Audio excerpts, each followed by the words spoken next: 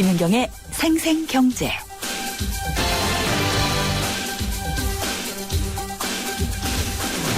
안녕하세요. 김윤경입니다. 통신사, 가입은 쉽고 해지는 어렵다. 말은 제가 굉장히 많이 들었었는데 이게 얼마나 어려운지 최근에 직접 경험을 했습니다. 통신사를 갈아타면서요, 인터넷과 TV를 묶은 결합 상품도 함께 바꾸기로 했어요. 가격이 많이 낮아져서.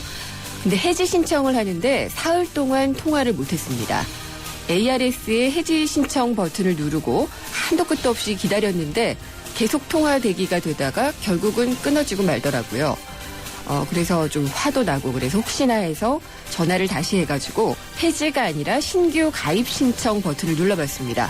곧바로 연결되더라고요. 정말 해지 전화 받을 직원은 없고 신청 전화 받을 직원은 계속 대기 중인 건가? 이런 의문이 좀 들었습니다. 어쨌든 그렇게 해서 겨우 해지 상담을 시작했는데 이번엔 또 꼬치꼬치 신문이 시작이 됩니다. 왜 바꾸려고 하느냐, 어느 통신사로 가느냐 계속 묻다가 제가 대답을 안 하니까 위약금이 얼마다 이런 말을 꺼내서 좀 불쾌하게 만들더라고요. 그래서 도대체 왜 이런 일이 벌어질까를 좀 알아봤습니다. 그럴 만한 이유가 있더군요. 통신사 해지 담당자들은요, 해지하려는 고객 한 사람을 붙잡아 두면은 거기에 대한 인센티브를 받는다고 합니다. 그래서 아마도 그런 것 같은데 생생경제의 한 작가님은요, 결합상품 요금이 너무 비싸서 해지하겠다라고 했더니 바로 거래가 됐다고 합니다. 가격을 대폭 깎아줬다고 하죠. 어쨌든 고객을 더 받고 가는 고객 잡아야 하는 통신사의 사정은 이해를 하겠습니다만은 이렇게까지 해야지 될까요? 아무튼 그래서 오늘의 작은 생활의 지혜 알려드릴게요. 통신사 해지를 하려면요, ARS에서 신규를 누르시고요. 가격을 좀 깎을 수 없을까 하시면은 해지 버튼을 누르시라는 거죠. 네, 오늘 저희가 준비한 내용입니다. 2부 경제 하디슈는요, 2년 전에 외환은행을 팔고 떠났던 론스타. 아직 그 문제가 끝나지 않았다고 하는데 무슨 내용인지 자세히 들어보겠고요. 3부에서는 지난주에 나왔던 226 전월세 대책, 일주일 만에 또 보완 대책이 나왔죠. 그 내용을 전해드리고 왜 이런 건지도 짚어보겠습니다. 김윤경의 생생경제 1부 시작합니다.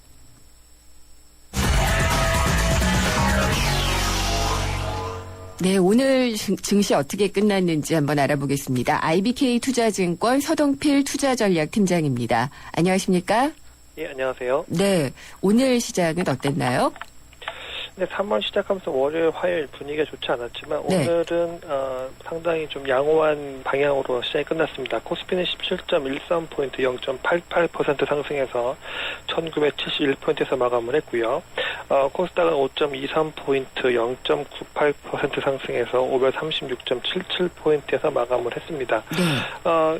규모는 크지 않았지만 외국인 투자들이 이 현선물 시장에서 모두 매수 우위를 보여주면서 수급상 우호적인 역할을 해주었다라 볼 수 있겠고요. 국내 투자자들 가운데서는 투신권이나 연기금 등이 거래소에서 각각 600억 원, 400억 원 정도 주식을 사주면서 오랜만에 외국인과 국내 기관이 동시에 주식을 사면서 반등을 이끌어냈다. 이렇게 요약할 수 있겠습니다. 네. 아무래도 우크라이나에 대한 걱정은 좀 호들갑스러웠던 것이었나 이런 생각도 좀 들고요. 중국도 우려감을 좀 덜어낼 수 있는 그런 소식을 전해줬죠. 네, 우크라이나는 어차피 항상 질문이 최악의 경우로 네. 갑니까라는 질문을 하시는데 최악의 경우는 결국 포탄이 날아다니는 건데요. 그렇게 네. 되면 시장 전망 자체는 상당히 어려워지는데 아마 그런 것보다는 그냥 그 주변에서의 주도권을 주는 싸움 정도다라고 보시면 될 텐데 그것이 생각보다 좀 빨리 끝나가는 것 같아서 다행스럽고요. 네. 그것이 우리나라뿐만 아니라 미국과 유럽 증시 모두 호재로 작용했기 때문에 좋은 뉴스였고요. 중국 같은 경우에는 오늘 있었던 이 전인대에서 중국의 올해 경제 성장 목표치를 7.5%로 유지를 했습니다. 네. 지난해 같은 경우와 같이 7.5%였는데 시장에서는 7.5% 이하로 제시하지 않겠느냐 걱정을 했지만 기대했던 대로 7.5% 제시하면서 일단 중국의 성장에 대한 고삐는 놓치지 않겠다 이런 네. 것들에 대해서 전해준 것이 호재였다 이렇게 평가할 수 있겠습니다. 그러면은 좀 걱정거리는 일단 좀 덜었다라고 봐도 될까요? 글쎄, 밖의 사정이 나쁘진 않지만 늘 네. 말씀드리지만 그것이 결국은 국내 기업이익으로 돌아올 거냐 네. 이런 것에 대한 전망이 중요한데 지금 3월 달은 사실은 실적과 관련된 언급을 할 수 있는 구간이 아니어서 네. 뭐 훈풍이 얼마만큼 불 거냐 이건 장담할 수 없습니다만 외국인 수급 뭐 좋으나 싫으나 챙겨볼 수밖에 없는데요. 이 외국인들이 거래소에서 123억밖에 주식을 사주지 않았습니까? 네. 달리 이야기하면 여전히 외국인들 우리나라 시장에 큰 관심 없어 보이기 때문에 네. 대외 환경은 좋아졌지만 내부적인 수급은 여전히 좀 불편하다. 네. 이런 정도는 좀 챙겨보셔야 될 것 같습니다. 그렇군요. 업종이나 뭐 종목별로 좀 오늘 특이한 움직임 보인 것들이 있었나요? 그래서 오늘은 뭐 시장이 좋았기 때문에 대부분의 업종이 모두 상승을 했고요. 예. 종목을 하나 짚는다면 상당히 많은 투자자들이 곤욕스러워하고 즐거워하는 기업이 하나 있습니다. 네이버입니다. 곤혹스러워하기도 하고 즐거워하기도 하고. 예. 예, 가지고 계신 분들은 뭐 상당히 즐거운 시간을 보내실 것이고요. 네. 하지만 가지고 계지 않으신 분들은 상당히 곤욕스러운 네이버입니다. 오늘도 3.65% 올라서요. 네. 85만 2천 원 수준까지 올랐습니다. 한 2주 전까지만 해도 상당히 불편한 70만 원 밑으로 내려가면서 불편했는데 지금 네. 뭐 아주 연이은 상승세 기염을 토하면서 올라왔기 때문에 오늘은 뭐 오늘뿐만이 아니라 최근 한 3일 동안에는 뭐 가장 눈에 띄는 종목이다라고 골라야 될 텐데 오늘도 뭐 한 3% 정도 올랐기 때문에 네. 뭐 가장 좋은 주식이었다 평가할 수 있겠고요. 뭐 역시 이렇게 장이 좋을 때는 방어주 성격을 갖는 통신주 부진했습니다. 앞서서 멘트하셨을 때도 뭐 통신주 그렇게 일반인들에게 즐거움만 주는 주식이 아니었는데 뭐 오늘 주가도 상대적으로 좀 부진했다 이렇게 평가할 수 있겠습니다. 네이버가 오르는 거는 뭐 특별한 이유가 있나요? 뭐 애널리스트들 상당히 좀 난처합니다. 이 주식의 원래 기본 가치를 봤을 때는 이 정도까지 올라갈 수 있는 상황이 아니다라고 예. 하는데 뭐 잘 아시겠지만 미국에서도 뭐 페이스북이니 트위터니 링크인이니 이런 이 SNS 소셜 미디어 관련된 기업들의 주가가 아주 뭐 상당히 좋습니다. 네. 이런 것들과 관계되어서 외국인들이 공격적으로 주식을 사들여 오는 것이 지금 이 주가를 만들었다고 보고 있기 때문에 특별히 네이버가 이 자체 동력으로 올라간다라기보다는 흔히 얘기하는 글로벌 기업들의 어떤 동조화 현상에서 네. 빚어진 현상이다라고 보시는 게 더 합리적일 것 같습니다. 알겠습니다. 오늘 말씀 잘 들었습니다. 예, 감사합니다. IBK 투자증권의 서동필 투자전략팀장이었습니다.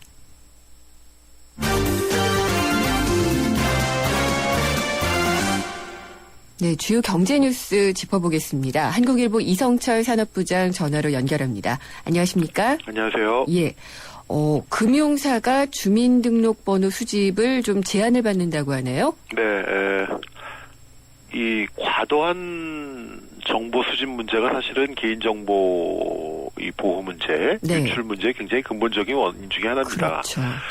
물론 철저하게 거기에 뭐 방어 프로그램을 깔고 또 보안 체계를 강화하고 해야 되는 건 분명합니다만 불필요하게 너무 많이 또 너무 자주 모집하다 보니까 그리고 그러한 정보들을 너무 많이 가지고 있으니까 원천적으로 네. 이게 새나가는 거거든요.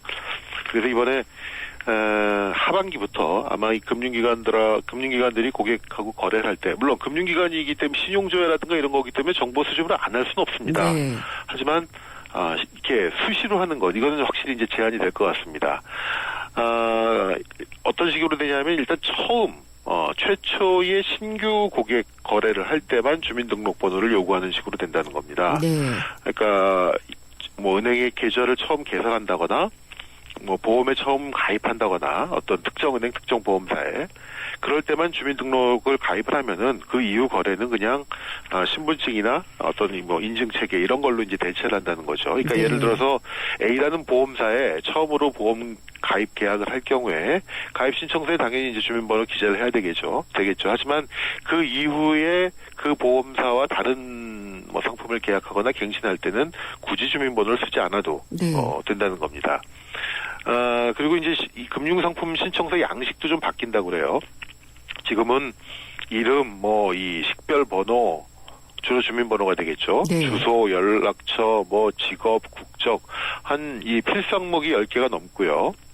거기다 소득, 재산, 연령 뭐 여러 가지를 하게 되는데 앞으로는 이거를 좀 더 세분화해가지고 각 건별로 고객 동의를 받도록 한다는 겁니다. 네. 건별로 고객 동의를 받도록 한다는 거는 이 정보의 보관도 개별 건별로 된다는 거죠. 지금은 예. 이제 포괄적인 동의이기 때문에 이 모든 정보가 한꺼번에 저장이 되어 있습니다.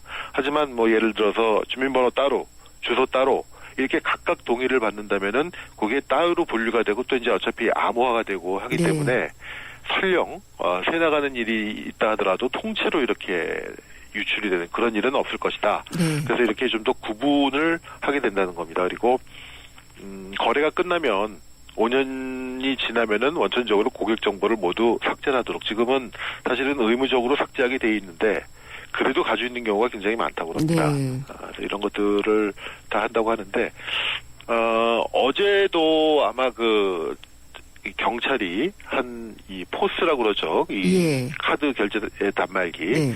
이 포스 업체 서버에 저장되어 있던 정보 한 1200만 건 정도가 유출되는 그 사건이 있었고 그거를 네. 적발을 해냈는데 예. 사실은 어떻게 보면은 금융기관의 보안은 굉장히 상대적으로 잘 돼 있는 편입니다. 네. 근데 우리가 사실 이 카드 결제, 카드 긁으면 이게 다 이제 이 포스 관리 업체 서버에 집중 관리가 되거든요. 네. 근데 이번에 보니까 제대로 암호화도 안 되고, 그러니까 그게 통째로 이제 털려나가는 그런 경우가 있었는데 요즘 사실 우리 주변에 보면은 뭐 작은 매장을 가더라도 회원 카드 같은 거 다 만들고 하지 않습니까? 그렇죠. 예. 회원 카드 만들고 거기 하다 보면 이름, 주민번호 여러 가지 네. 정보사항이 들어가는데 과연 그런 데들이 얼마나 제대로 이걸 관리하고 있을지. 네. 얼마 전에 나왔던 그 보도를 보면은, 이 정보가 새 나간 지 1년이 지나도록 모르는, 뭐 이런 일도 벌어져 있었다고 하는데, 네. 이게 사실 금융기관의 문제는 아니라고 생각이 됩니다. 예, 이게 뭐 따로따로 저장을 해서 이렇게 알 수 있도록 한다든지, 뭐 한 번만 사용하도록 한다든지 주민등록번호를 네. 그런 거는 분명히 좋은 노력이기는 한데요. 말씀하신 대로 정말 각각 다 세고 있는 이 정보들에 대해서는 어떻게 관리를 해야 될지 좀 통합적인 정책 방향이 좀 세워져야 될 것 같아요. 예, 맞습니다. 예. 예.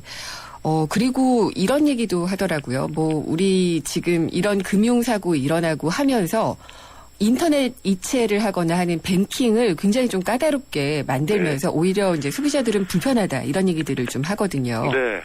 실제로 지금 아마 인터넷 송금 해보신 분들은 굉장히 복잡해졌고 절차가 복잡해졌다라는 느낌 많이 받으셨을 텐데, 네. 아마 좀 더 그렇게 될 것 같습니다. 이 인터넷 뱅킹, 또 이 모바일 뱅킹, 또 텔레뱅킹 이런 이 창구를 이용하지 않는 온라인 모바일 송금이 좀 더 까다로워지고 이제 송금 한도도 점차 줄어드는 그런 추세가 네. 된다고 합니다. 지금 각 시중은행들이 이미 바뀌고 있는데요. 예를 들어서 하나 말씀을 드리면 외환은행 같은 경우는 기존에 이제 고객 등급을 3단계로 나눠서 이 3단계라는 거는 뭐 그냥 단순 보안 카드만 쓰느냐 아니면 이 OTP 카드라는 걸 쓰느냐. 네. 그러니까 보안 절차가 어느 정도 까다로움에 따라 송금할 수 있는 한도, 이체 한도 이런 것들이 다 달랐거든요. 네. 3등급으로 돼 있었는데 이걸 2등급으로 바꿔가지고요. 기존의 2등급 같은 경우는 한 번에 5천만 원, 하루에 2억 5천만 원을 송금할 수 있었는데 이제는 그냥 단순 보안 카드로만 가지고 하면 하루에 1,000만 원밖에는 한 번에 1,000만 원, 하루에도 1,000만 원 이렇게밖에 안 된다고 합니다. 그러니까 OTP라든가 이런 카드를 가지고 있어야지만 한다고 네. 하는데 저는 이거 복잡해서 잘 모르겠더라고요. OTP는 이제 개인 번호를 일회적으로 이렇게 생성해서 생성하는 거죠. 하게 되는 건데요. 네. 그것도 불편하고 제가 네. 직접 인터넷 뱅킹을 많이 쓰니까 느끼는 게 네. 아주 소액을 이체하는데도 네. 이중 인증을 받게 해요. 예, 그러니까 맞습니다. 전화나 SMS로 하는데 심지어 한 은행 같은 경우에는 SMS가 또 사고가 많아서 네. 문자로 인증하는 걸 또 안 하더라고요. 그렇게 네. 되면 너무 복잡해지는. 그래서 정말, 이제 예. 이게 어떻게 보면 숙제인 것 같습니다. 네. 이렇게 보안은 철저히 하되 소비자의 편의는 그러니까 너무 불편하게 하지 않는 네. 그런 게 사실은 이제 선진금융인데 지금은 어떻게 보면 과도기다 보니까 일단은 까다롭게 네. 계속 이렇게 가는데 이렇게 될 경우에는 어쨌든 특히 이 인터넷이나 이런 거에 익숙하지 않은 노인분들이라든가 네.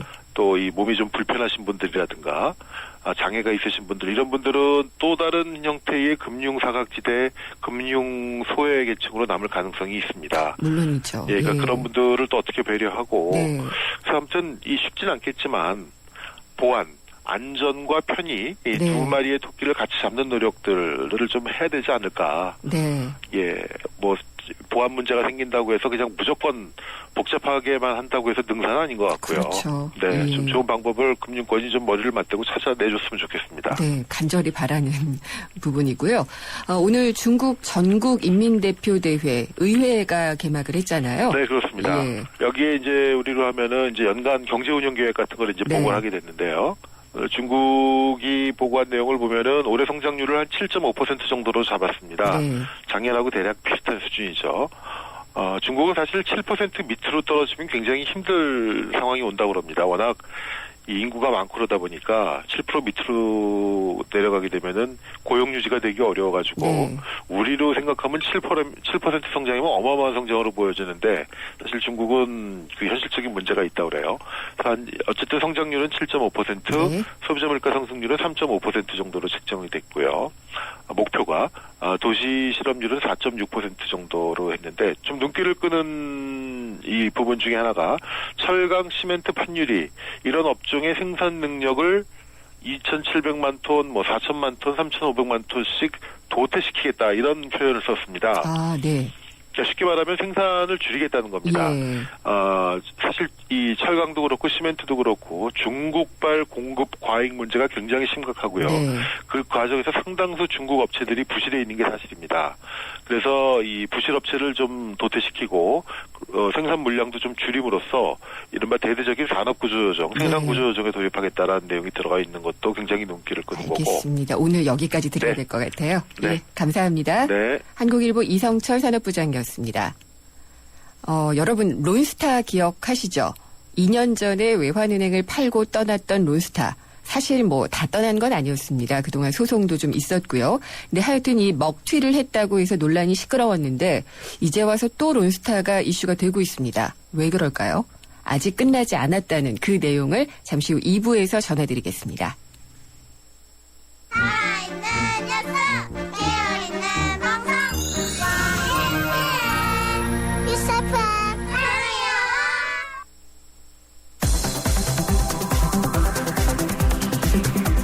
한 걸음 더 경제와 가까워지는 오후 김윤경의 생생경제.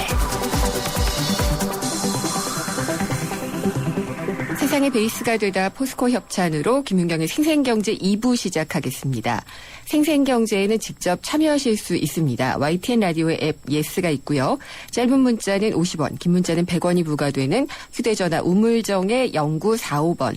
트위터는 YTN_이코노미고요. 웹사이트로도 들어오실 수가 있습니다. 여러분의 많은 의견 기다리겠습니다. 도전해보고 싶은 유럽 탑10 개표 결과입니다.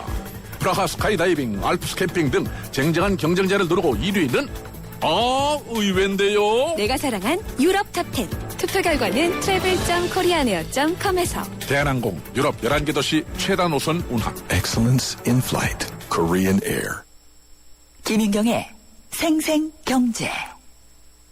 론스타.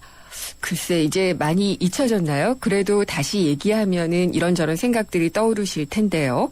론스타가 외환은행을 샀었죠. 그랬다가 다시 팔고 나가는 과정에서 우리 금융당국이 굉장히 허술하게 혹은 부당하게 일처리를 했다.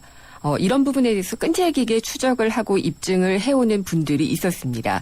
그중에 대표적인 한 분이죠. 홍익대 경제학부의 전성인 교수님을 연결을 해서 최근 또 새롭게 얘기되고 있는 내용과 자료가 있는데요. 여기에 대해서 좀 들어보도록 하겠습니다.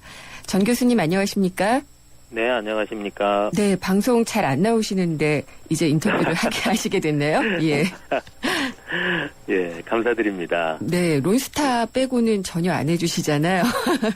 예. 네, 예. 기자들이 원성이 높았습니다. 예, 근데 지금 송구합니다.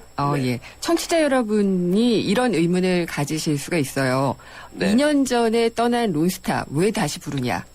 뭐가 문제냐? 라고 할 수 있겠거든요. 예, 우선 아직 끝난 게 아니죠. 첫째로는 론스타 측에서 그동안에 한국 정부가 부당한 대접을 했다. 그래서 억울하다. 네. 그러면서 이제 그 떠난 바로 그 해에 이제 그 투자자 국가 소송이라는 것을 제기를 했습니다. 네. 그래서 2012년 10월부터 소송이 진행되고 있고요.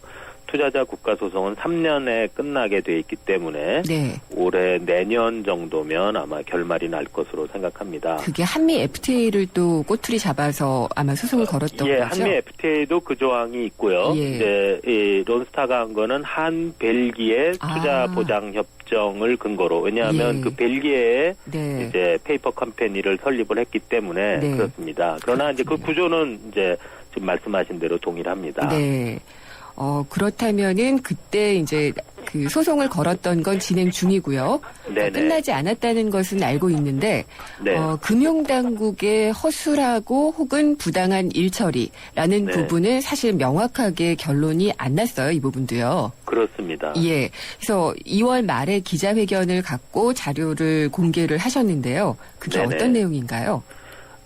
요번에 공개된 거는 이제 그 론스타가 은행을 소유할 자격이 있는가 조금 더 구체적으로 말씀드리면 네. 산업자본인가 아닌가 네. 하는 것을 심사를 해라 이렇게 2007년부터 이제 시민단체들이 계속 주장을 했고요. 네. 거기에 따라서 감독당국이 심사한 내역부터 시작해서 2011년에 즉 론스타가 떠나기 직전에 맨 마지막으로 적격성 심사를 했는데 네. 그때까지의 자료를 다 내라 이렇게 법원에서 판결을 했습니다. 그 감독당국은 낼 수 없다. 네. 뭐 이런저런 이유로 맨 끝에는 이제 IS 때문에 못 낸다 이런 얘기까지 했는데 그 소송 법원이 때문에요. 이유 없다. 예.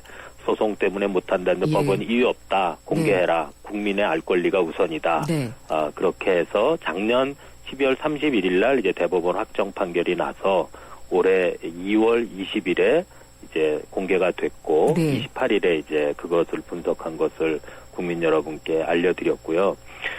그 내용을 조금만 말씀을 드리면 핵심적인 내용은 그것입니다.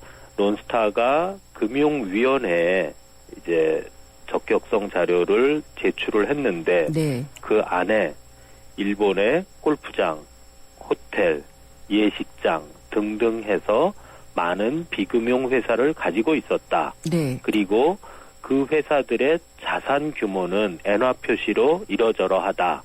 이러는 것을 표를 만들어서 아주 일목요연하게 제공을 했습니다. 네. 그래서 이걸 딱 보면 론스타가 우리나라 은행법상 산업자본이다. 즉 조금 전문적인 용어로 비금융 주력자다라는 거를 감독당국이 한눈에 알 수 있도록 그렇게 했었죠. 네. 그러니까 산업자본이면은 우리 은행법상으로는 은행을 인수할 수 없다는 거죠. 그렇습니다. 은행 예. 주식을 조금 네. 한 4% 또는 의결권 포기하고 추가 6%에서 10%까지 가질 수 있지만 예. 론스타처럼 이제 은행 주식을 뭐 51% 이렇게 해서 은행을 지배할 수는 없도록 해놨죠. 그걸 이제 네. 금산분리 원칙이다. 금융자본과 산업자본은 서로 띄워놓고 이제 하는 것이 좋다. 이렇게 네. 우리가 얘기합니다. 그러면은 처음에 외환은행에 들어왔던 론스타라는 자본은 네. 그 론스타 사모펀드 본사로부터 들어온 게 아니라 그럼 일본에 있는 그 회사 골프장과 이런 것들을 운영하는 회사를 통해서 들어온 건가요? 좀 더 정확히 말씀을 드리면 예. 이제 론스타 펀드는 1호부터 시작해서 쭉 많이 있고요. 네. 우리나라의 외환은행을 인수한 것은 이제 4호 펀드였고요. 네. 우리나라의 강남에 이제 스타타워라고 있지 않습니까? 예. 역삼동에 그것을 인수한 것은 3호였고요. 네. 일본의 이제 골프장이나 호텔을 인수한 거는 3호, 4호, 5호가 합동으로 이제 인수를 했었습니다. 그런데 또 하나 재밌는 것은 네. 그 론스타가 제출한 자료에 보면 3호, 4호, 5호는 다 뭐 1호부터 심지어는 예. 다 동일한 지배관계에 있다라는 걸 스스로 시인을 했어요. 같은 그 돈이다 말은 이거네요. 예, 같은 사람이죠. 은행법상으로는 동일인이다. 그러니까 이제 다 같은 사람이 가지고 있고 따라서 우리나라 금융당국은 이것을 다 합산해서 이제 산업자본인가 아닌가 여부에 반영을 했었어야 되죠. 네. 근데 뭐 이래서 징역도 받은 분이 있었고 본인은 굉장히 뭐 억울했다라고 얘기도 하신 분이 있었잖아요. 그렇죠. 예, 이게 근데 금융당국이 산업자본임을 알았다는 의혹이 제기될 만한 자료인데요. 네, 그렇습니다. 그러면은 그 재판도 다시 해야 되나요? 그것까지는 뭐 저희가 이제 특정한 개인이 어떻게 뭐 예. 하는 것을 말씀드리기는 좀 그렇습니다만 보다 이제 저희가 중시하는 거는 네. 이 자료는 그냥 론스타가 뭐 어디 이렇게 밑에다가 슬쩍 숨겨가지고 제출한 자료에 있는 게 아니라 네. 감독 당국이 내라 그것도 예. 금감원도 아니고 예. 금융위원회가 그렇죠. 내라 해서 1년 반을 밀고 당기기 위해서 받은 자료거든요. 네. 그런데 정작 자료를 이제 제출한 자료를 딱 보고서는 아무런 행동도 하지 않았어요. 네. 그것이 저희들은 굉장히 커다란 문제였다고 생각을 하는 거죠. 당연히 자료를 네. 받았으면 예. 거기에 합당한 감독상의 조치를 취했어야 되는데 가만히 이제 좀 저속한 표현을 쓴다면 깔고 뭉개다가 네. 나중에 론스타가 떠날 때가 되니까 그때 부랴부랴 예. 7회차분의 적격성 심사를 한꺼번에 하고 예. 그때는 일본 골프장, 호텔 이런 걸 싹 빼고 합니다. 예. 그리고서는 론스타가 제출한 자료 보니까 이거는 산업자본 아니네. 그렇게 하고서 이제 좀 뭐 이제 극단적인 표현을 쓰자면 면죄부를 준 그런 꼴이거든요. 그러면 그때는 산업자본임을 알고 뭉갰다라는 의혹인 그런 건가요? 거죠. 왜냐하면 예. 이 자료를 받은 것은 네. 2008년 시절이었거든요. 네. 2008년 9월과 12월에 이제 두 번 자료를 냈는데요. 뭐 네. 기본적으로 비금융 주력자와 관련한 내용은 동일합니다. 론스타는 이제 처음에 이 자료를 다 내고 나서 좀 걱정이 돼가지고 네. 이 중에 일부는 좀 이렇게 해서 빼주세요. 이런 좀 얼토당토하는 주장을 했지만 이제 우리나라 은행법상으로는 말이 안 되는 주장을 한 거고요. 숫자는 네. 뭐 거기 다 나와 있었고 그걸 보는 순간 감독 당국이라면 누구도 론스타는 산업자본이네 이걸 알 수 있었거든요. 네. 네.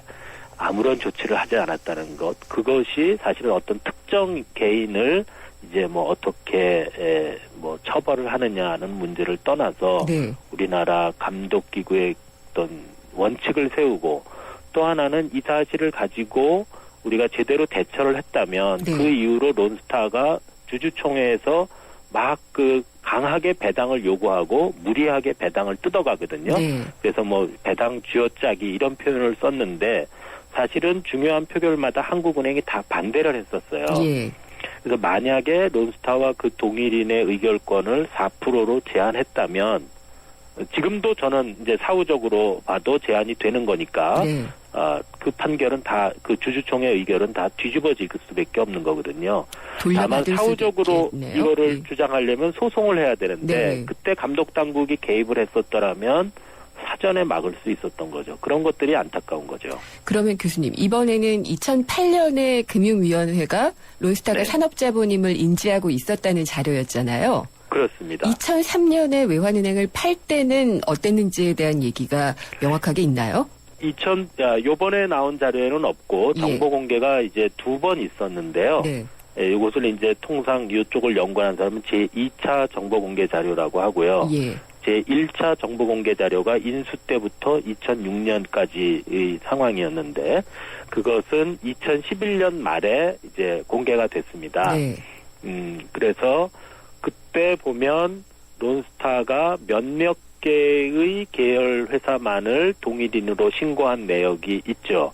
그래서 이제 론스타 자체는 그때는 고산업자본 일본 얘기 싹 빼고 신고했어요. 네. 그런데 이제 다른 그 시민단체나 이런 쪽에서 찾아서 골프장도 가지고 있고 예식장도 가지고 있었던 거 아니냐. 네. 또 미국의 이제 USRP라는 레스토랑 체인도 가지고 있었다.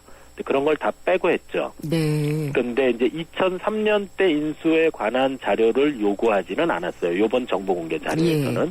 네. 그렇군요. 근데 어쨌든 2008년에라도 알고 있었다는 건 상당히 중요한 사실인데요. 그렇습니다. 여기에 예. 대해서 금융당국에서는 어떻게 얘기를 하고 있나요? 이게 참 금융당국이 굉장히 제 생각에는 논리가 궁색하고 네. 논리가 궁색한 정도를 떠나서 저는 이거는 형법상으로도 문제가 돼야 된다고 생각을 하는데요. 네. 감독 당국의 공식적인 입장은 이겁니다. 이거는 지금 ISD 소송이 걸려 있기 때문에 네. 우리는 공식적으로 아무 말도 할 수 없다. 이렇게 답답하네요. 이제 ISD를 핑계대고 예. 그 뒤에 싹 숨어버렸고요. 예. 비공식적으로 들리는 말은 금융위가 공개하고 싶어 하지 않았던 네. 그런 자료 중에 하나가 억지로 공개가 두 번에 됐다. 네. 이런 이제 뒷얘기가 들려옵니다. 근데 금융당국이 만약에 이 ISD 핑계도 안 되고 이런 상황을 네. 직면했다면은 어떻게 대처를 해야지 될까요? 그리고 우선 2008년 때는 ISD라는 게 없었으니까요. 그렇죠. 예. 예. 예. 이게 2012년에 그러니까, 아마 제기된 거예요. 예, 이제 그 협박, 물론 이제 한 벨기에 투자보장 협정은 그 이전부터 있었지만, 네. 이거는 이제 우리나라 금융법을 어긴 거니까 어느 어떤 나라의 투자보장 협정도 네. 법을 어긴 사람까지 다 돌봐줘라 이러건 말이 안 되는 거지 않습니까? 예. 그러니까 제 생각에 우선 론스타의 의결권을 4%로 묶고 그래서 론스타가 쓸데없이 주주총회에서 의결권 억지로 네. 위법하게 행사해서 배당 뜯어가지 못하게 이렇게 당연히 정지를 시켜놨어야 되고요. 네. 그다음에 인수 때 자료를 내라고 요구를 했었어야 되겠죠. 네. 지금 내가 보니까 2008년에 낸 2006년 말 자료를 보니까 당신네들 일본에 이러이러한 회사를 가지고 있네. 이거 언제부터 가지고 있었던 거야? 혹시 인수 때도 가지고 있었던 네. 거야? 인수 때 가지고 있던 회사들 다 내봐. 예. 이렇게 했었어야죠. 그래서 만약에 그때부터 산업자본이었으면 나를 속였네. 네. 이렇게 될 거 아니겠습니까? 그럼 그렇죠. 승인 취소를 해야 되고 예. 그때는 산업자본이 아니었는데 어찌어찌 하다가 나중에 산업자본에 해당하게 됐다 그러면 오케이 인수는 처음에 인수는 적법했으나 예. 지금은 우리나라 법이 더 이상 외환은행을 갖는 걸 허용하지 않으니까 예. 주식을 팔아라 이렇게 주식 처분 명령을 내렸어야죠. 그러게요. 론스타가 8년 동안 받아 챙긴 게 한 4조 6천 정도 된다고 들었거든요. 예, 그렇습니다. 한 4배 정도 남겼다. 4배 정도? 근데 이제 원본이 한 더 1조 되죠? 갖고 들어왔으니까 이제 뭐 순이익으로 치면 한 뭐 예. 3배쯤 남겼다고 봐야 되겠죠. 그렇게 할 수 있도록 그러면은 방관했던 게 당국이라고 할 수가 있는데. 저는 감히 그렇게 얘기하고요. 예. 방관 정도를 넘어서서 네. 2011년에는 사실 이게 우리나라 금융감독당국인지 론스타를 위한 금융감독당국인지 모를 정도로 네. 감독당국의 태도가 정말 조금 비겁하지 않았습니까? 네. 저는 그 뒷얘기가 정말로 궁금하고 그런 부분에 관해서는 이제 진상규명이 철저히 있어야 되겠다. 네. 특히 이제 좀 우려스러운 부분은 이제 ISD 소송이 진행되고 있는데 이거는 예. 또다시 국부가 걸린 거고 그냥 상징적인 의미에서의 국부가 아니라 문자 그대로 지면 국민의 조세가 나가야 되는 예. 거거든요. 네. 그런데 이거를 실질적으로 이때 이런 엉망으로 일처리했던 감독당국에 있던 사람들이 이 문제에 대응하고 있다는 사실이 네. 불안하기까지 해요. 이 사람들 예. 이 론스타한테 약점 잡힐 대로 다 잡힌 사람들인데 자기 또 좀 부끄러운 치부도 있고 네. 똑바로 대응해서 정말 국가의 이익을 지킬 수 있을지 저는 걱정스럽습니다. 그래서 제가 이제 처음에도 말씀을 드렸지만 한 개인에 대한 재판으로서 외환은행 헐값 매각과 이런 산업자본에 대한 허용 이런 것들을 그냥 다 이렇게 뭉뚱그려서 넘겨버렸다는 생각이 들거든요. 예, 예. 예, 그렇습니다. 그거 말고는 사실은, 다른 어떤 법정에서 이 시비를 가리거나 이런 예. 것들은 없었잖아요. 예, 지금 물론 이제 소송이 국내에서도 진행되고 있는 것이 있습니다. 예. 하나는 2011년 3월 달에 제기된 건데요. 네. 이제 특히 그 5월 달에 골프장을 가지고 있다는 게 일본 언론에서 네. 이제 보도가 되면서 주총 무효다. 네. 라는 내용으로 소송이 하나 진행되고 있고 있고요. 또 하나는 주주 대표 소송이 진행되고 있고 예. 또 하나는 헌법 소원도 진행되고 있거든요. 네. 그래서 요번에 밝혀진 이 자료는 이런 소송에 상당히 유용하게 사용되지 않을까 그렇군요. 그렇게 생각을 합니다. 좀 많이 앞으로 가서요. 네네. 그때 당사자들은 외환은행을 팔 수밖에 없었다. 자신들은 너무나 네네. 부실했기 때문에라고 얘기를 해요. 근데 네. 이 외환은행을 론스타에 판 것 잘 한 네. 건가요? 아닌가요? 저는 론스타한테 판 것은 잘한 일이 아니다 이렇게 생각을 합니다. 왜냐하면 이제 부실했는가 안 했는가에 대해서는 제가 뭐 전문적인 판단은 할 수 없지만 네. 제가 여태까지 정리한 제 나름의 생각은 재무적으로 튼튼한 은행은 아니었다. 네. 그러나 우리나라 감독 규정상 부실금융기관에 해당할 정도로 부실한 은행도 아니었다. 예. 그러니까 몸이 허약하긴 허약했는데 네. 완전히 중환자실에 누울 정도까지는 아니었다. 이렇게 생각이 들고요. 네. 또 하나 중요한 거는 우리나라 은행법은 설사 부실은행의 구조조정에 관한 것이라 할지라도 산업자본에게는 못 팔게 돼 있어요. 예. 감독 당국이 늘상 예외 승인이다 어쩔 수 없었다고 하지만 예. 예외 승인도 산업자본에 못 팔게 돼 있거든요. 그럼 예. 어떻게 했어야 되느냐? 공적 자금을 조성하는 것이 저는 그래도 정답이었다고 생각을 해요. 공적 그런데 자금 이걸 투입이요. 안 하는 예. 안 한 이유는 네. 감독 당국의 관료들이 나가서 국회 가서 야단 맞기 싫어서 네. 너는 그런 것이 아니었나. 이제 구조조정 다 끝났다고 선언을 했는데 또 같이 가서 예. 이제 돈 좀 주세요 이렇게 하는 게 그러면 이제 당연히 국회의원 분들이 국민의 그 재산권을 지켜야 되니까 그럼 당신들은 네. 뭐 했어? 이런 책임 추궁이 나오지 알겠습니다. 않겠습니까? 어쨌든 간에 이번에 이 은행을 샀던 곳에 대한 적격성 심사에 대한 결과라도 좀 알 수 있었다는 게 굉장히 긍정적인 것 같은데요. 금융당국은 이걸로 정말 변화의 계기로 삼아야 될 텐데 어떻게 변화해야지 된다고 보시는지요? 우선은 법을 이제 물론 어느 정도 범위 내에서 재량권을 가지고 해석하고 운영해야 될 그런 권한을 가져야 되지만 네. 이렇게 명시적인 금지 권한이 있을 때는 법을 준수했어야 되고 네. 사후적으로라도 문제가 발생했으면 그 문제를 해결하는 방향으로 움직였어야 되는데 네. 우리나라 금융시장의 원칙이 이 론스타 사태를 지나가면서 많이 허물어진 것 같아요. 네. 앞으로는 그것을 세우기 위해서 노력을 해야 되고 네. 이제 이 어떤 집권 그러니까 국사를 담당하시는 네. 이제 그쪽에서도 이 문제가 가진 심각성을 충분히 인식하고 또 이제 국부 유출이 걸려 있는 건이 아직 예. 남아 있기 때문에 거기 철저히 대비해야 된다고 생각을 합니다. 알겠습니다. 전 교수님을 이렇게 부르면 너무 협이 좁은 의미일 것 같은데 론스타 저격수라고들 생각을 하는데 알고 보면 우리 금융당국의 어떤 개혁이나 올바른 움직임을 위한 저격을 하고 계신다는 생각이 드네요. 아이고 뭐 과찬이십니다. 예, 잘 들었습니다. 감사합니다. 네, 감사합니다. 홍익대 경제학부의 전성인 교수였습니다.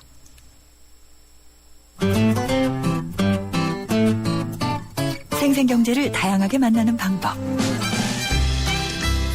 YTN 라디오 앱 예스와 웹사이트 김윤경의 생생경제 또는 트위터 YTN_이코노미로 실시간 듣기와 다시 듣기를 하실 수 있고 방송 내용에 대한 문의와 의견을 주실 수 있습니다.